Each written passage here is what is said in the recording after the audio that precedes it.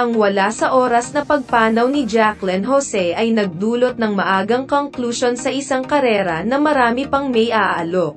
Si Jacqueline ay nagsimula sa mga sexy na pelikula ngunit muling nag-imbento ng kanyang sarili upang maging isang multi-awarded na aktres at isa sa pinakamahusay na nakita ng industriya. Ang tunay na pangalan ni Jacqueline ay Mary Jane Gok. Siya ay may lahing Aleman at Amerikano. Ipinanganak noong ika-16 ng Marso taong 1964, lumaki si Jacqueline sa Angeles, Pampanga. Ang kanyang ama ay bahagi ng US Armed Forces at nakatalaga sa Clark Air Base, ang pasilidad ng militar na pinamamahalaan ng mga Amerikano dito sa bansa hanggang 1991. Ang pagganap ay tumatakbo sa dugo ng pamilya ni Jacqueline. Ang kanyang ina, si Rosalinda Santa Ana, ay isang mga awit sa bar. Samantala, ang kanyang half-sister na si Veronica Jones ay isa ring artista at aktibo sa showbiz mula 1970s hanggang 1980s. "Hindi ko nakita ang aking ama," sinabi ni Jacqueline sa broadcast journalist na si Jessica Soho noong 2016. "Wala along desire to see him. No, life goes on without you, parang ganyan. I was very observant type of kid." Sa kabila ng paglaki sa isang mahirap na sambahayan, sinabi ni Jacqueline na masaya siya sa pagkabata. "Nag-enjoy ako kabataan ko. She stressed. I was poor. So what?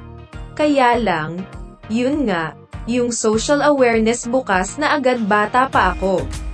Noong una ay gusto ni Jacqueline na pumunta sa Japan para magtrabaho bilang isang mga awit, hindi dahil may dala siyang himig. "Hindi ako kumakanta," she stressed.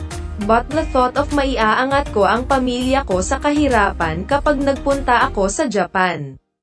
Si Jacqueline, na nagsilbing o personal assistant ng kanyang celebrity sister, ay nauwi sa pagiging artista. Ang una niyang pelikula ay ang Chicas na ipinalabas noong 1984 na pinagbibidahan nina Raypage Abellana at Lovely Rivero, bukod sa iba pa. Binigyan siya ni Direk William Pascual ng palayaw sa showbiz na Jacqueline.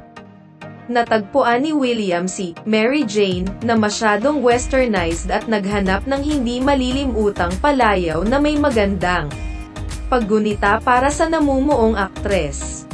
Hindi nagtagal ay napansin na ng mga direktor si Jacqueline. Ang kanyang pangalawang acting project ay sa sex drama movie, Escort Girls, na pinagbibidahan nina Maria Isabel Lopez at Amy Austria. Ginawa ng critically acclaimed director na si Lino Brocka si Jacqueline bilang lead star sa White Slavery na inilabas noong 1985. Pinalitan niya ang kanyang screen name mula Jacqueline patungong Jacqueline. Isang palayaw na gagamitin niya sa buong karera niya. "Hindi ako magiging kung ano ako ngayon kung hindi para kay Lino," sabi ni Jacqueline sa isang panayam noong 2016. Taong 1985 din nang mapanood si Jacqueline sa provocative flick na Private Show sa direksyon ni Chito S. Ronyo.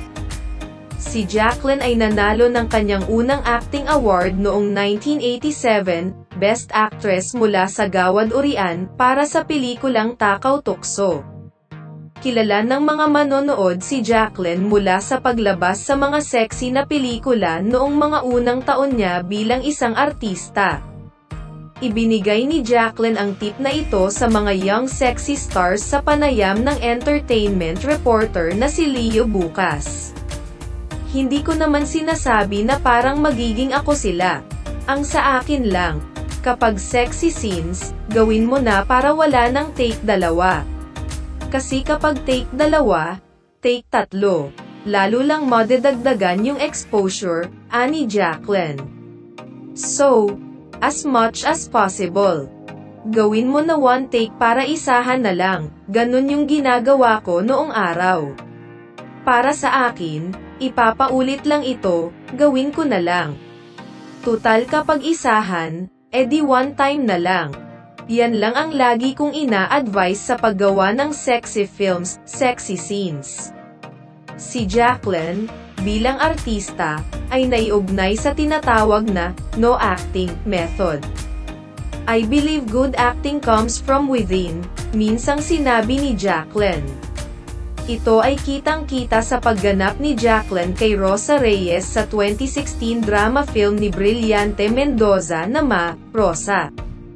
Tinatalakay ng pelikula ang problema sa droga sa mga lansangan at kung paano naaakit ang mga tao sa mga ilegal na sangkap sa iba't ibang dahilan, partikular na dahil sa kahirapan. Pinalakpakan ng mga kritiko ang banayad at kontroladong pag-arte ni Jacqueline sa pelikula, kung saan inilarawan ni Brillante ang pagganap ng bitter-anang aktres bilang natural sa buong panahon. Mula sa pagbubukas hanggang sa pinakadulo, si Jacqueline ay nanalo bilang Best Actress sa 2016 Cannes Film Festival para sa kanyang pagganap sa pelikula. Ang panalo ay ang unang Best Actress na panalo ng Pilipinas sa prestihiyosong film festival. Ang Ma, Rosa ay ang culmination lamang ng kahanga-hangang acting career ni Jacqueline na minarkahan ng ilang mga parangal at hindi malilimutang pelikula sa ilalim ng kanyang resume, tulad ng Macho Dancer, Immortal, The Floor Contemplation Story, at Patay na si Jesus, kung ilan lamang. Nakilala at nakipag-ugnayan si Jacqueline sa aktor na si Mark Hill noong 1988 habang ginagawa ang pelikulang Itanong Mo sa Buwan. Ang dalawa ay may isang anak na babae, si Andrea Nicole. Nakilala bilang Andy Eigenman. Si Jacqueline ay mayroon ding anak na nagngangalang Gwen Garrimond kasama ang gitarista na si Kenneth Ilagan, True Faith, The Dawn, XAGA, na sa huli ay naging River Maya. Bilang ina, ipinagmamalaki ni Jacqueline na lumaki ang kanyang mga anak na kumakain ng lutong bahay, dahil hindi siya mahilig sa fast food items. Ang worst na kakainin nila, naipit ako sa oras. Canned goods. Pero madalang na madalang yan. Nagluluto talaga ako. I see to it na fresh ang niluluto, she told Smart Parenting in 2016. Kitang-kita rin ang walang kwentang pamumuhay ni Jacqueline sa kanyang routine sa bahay tuwing downtime. Sa oras ng kanyang paglilibang, madalas nasa bahay si Jacqueline na nag-i-enjoy ng isa o dalawang beer habang nanonood ng mga pelikula. Sapat na ang mga iyon para buuin ang araw ko, she quipped. Gayunpaman, sa isang panayam ng Pep.ph noong ika-1 ng Setyembre taong 2022, inamin ni Jacqueline na dumaranas sila ng mga pangungulila ngayong may sariling buhay ang kanyang mga anak. She mused, hindi mo na-anticipate na someday, mawawala sila, matitira ka lang mag-isa. So, parang hindi ko alam kung tama ba ang mga ginawa ko at the end of the road. Na palagi akong wala. Pero pinupunan ko kasi ang mga pangangailangan nila. Kahit mga kaibigan, napag-iwanan ako. Kasi, work mga anak, ang priority ko. Parang ganyan. Hanggang sa darating pala ang oras na magiging isa ka na lang. Noong huling bahagi ng 2022, ginulat ni Jacqueline ang marami nang ipahayag niya na magre-retire na siya sa showbiz, para lang bawiin ito. Gusto ko pero may 2 years contract pa ako sa GMA. Kailangan kong tapusin ang kontrata ko, paliwanag ni Jacqueline sa Pep.ph matapos bawiin ang kanyang naunang pahayag. Akala ko, expired na, but my RM road manager told me na hindi pa. Nilinaw naman ng manager niya noon na si Liza Costales na hindi humihinto si Jacqueline at happy siya sa GMA ang kanyang kliyente.